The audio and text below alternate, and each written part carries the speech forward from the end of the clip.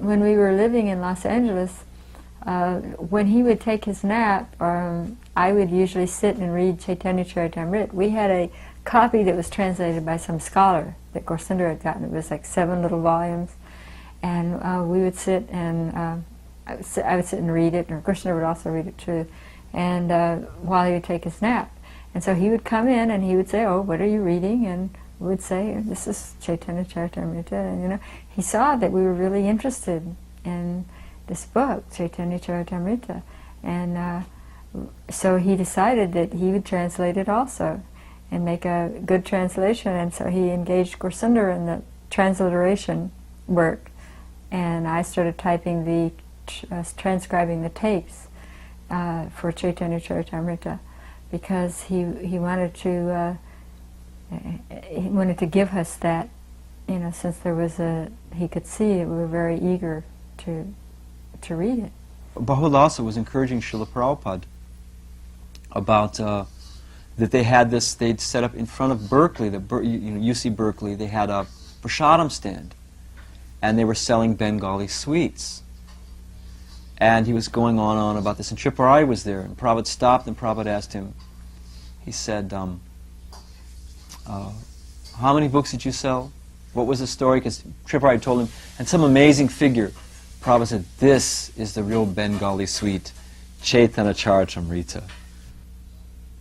There was one very interesting thing happened, that when we moved to the new building in Mayapur, where he was staying in the 3rd floor, but the building was not finished. The toilets were not completed, the piping hadn't been connected. So we had to personally empty the toilet. There'd be a bucket there, and the toilet was there, but there was just no pipe, and he came all of a sudden and we wasn't ready. So we had the service to go, and who could empty out the remnants or whatever, the refuse. But one day, Prabhupada started calling out, "Jaya Pataka, Jaya Pataka." And why he was calling out, so I ran to the bathroom. And in the bathroom, Prabhupada was holding the door semi-shut, and there was a snake, a venomous serpent, was stuck in the border of the door, and it was trying to bite Srila Prabhupada, and it was leaping out and just coming and missing him. And he was holding the door, so by the pressure of the door, he was like, the snake was being slightly crushed, so that he couldn't get loose. So like Prabhupada was like this and holding over here, and the snake was half, this much, it was out of the door, and he was trying to get Prabhupada. And so he was like, he had called for me, and then, I saw the situation. So then, somehow I got Prabhupada out of there, and with a stick or something, we hit the snake down, and we got Prabhupada out. And then, this is a very unusual circumstance, and all of a sudden. But afterwards, like Prabhupada, it was...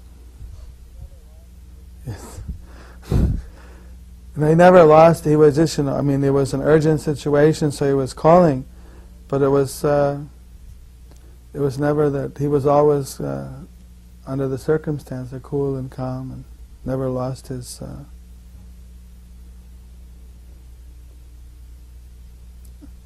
Then he was trying to find out where the others, they said that if there's one, there must be two, because they always go in pairs. We could never... The other one disappeared down the hall, and we could never find it. One thing I was thinking, he was sitting on the rooftop of the Honolulu temple once, and getting a massage, I think by Sruti Kirti. And the rooftop of the Honolulu temple faces the back of Nuuanu Valley, which is very beautiful. It usually has a rain cloud about the color of Krishna, and it usually has a rainbow, 1 or 2 rainbows. It's a very beautiful, beautiful area. And so that day there was a rainbow, and he became very poetic, and he started talking about how the rainbow has the 3 colors of the material nature, the red for the passion, and the yellow for the sattva gun, and the blue for the tamagun, and how all the modes of nature are coming from these three colors, just like on the artist's palette, red, yellow, and blue are the primary colors, and all the other colors are made from those.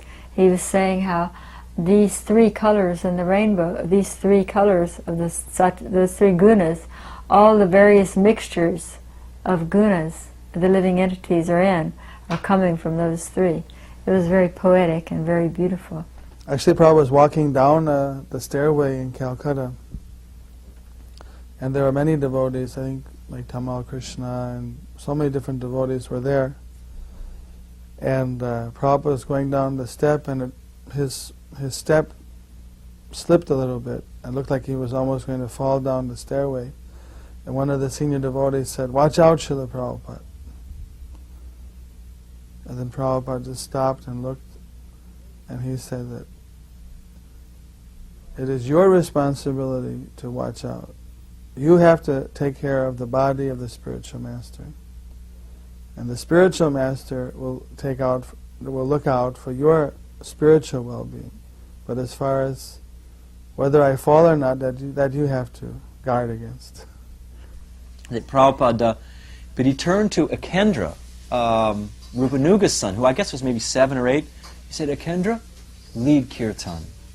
So little Akendra, he was the, Nama Om and Shri Krishna Chaitanya, Hare Krishna, like that. When he was done, Prabhupada called him over, reached into his dhoti, and gave him a $10 bill, $5, $10, something, said, "Buy yourself a red fire engine."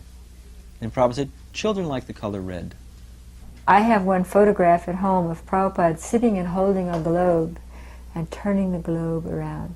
It's a color photo, and he's saying, Brahmananda will go here, Gargamuni will go here, describing, he's just turning the globe and at all the countries. And here we are, a handful of teenagers, mind you, who can't even get it together, don't even know how to brush their teeth or whatever, and he's got it all in his mind with this globe that he's going to send us all over the world and open centers all over the world. And he was extremely interested in Russia. He always talked about Russia. And he always wanted that Russia should receive the mercy of Lord Chaitanya. We were walking in a morning walk with Srila Prabhupada in North Calcutta. And then Srila Prabhupada just said, "Oh, here's a life member." He was a very wealthy man. For some reason, Prabhupada wanted to just stop in at his house, so he walked in. And the servant came out and he said, "Tell your master that Bhaktivedanta Swami is here." So then after some time the servant came out and said, "Babu puja korta hai," that the master is doing puja. He's doing worship of his deity. He'll be here after some time. So then Prabhupada just commented that Krishna is more pleased when the devotee is served than when he's served. And that if this person was a more advanced devotee, he would appreciate it that here a spiritual master has come and left his deity worship to receive the devotee of Krishna. But because he's thinking that his deity worship is more important than receiving the devotee of Krishna, this shows that he's a neophyte or a Kanishtadikari. The Jehovah's Witnesses came to visit once in Los Angeles, and so Prabhupada said, "Let them in."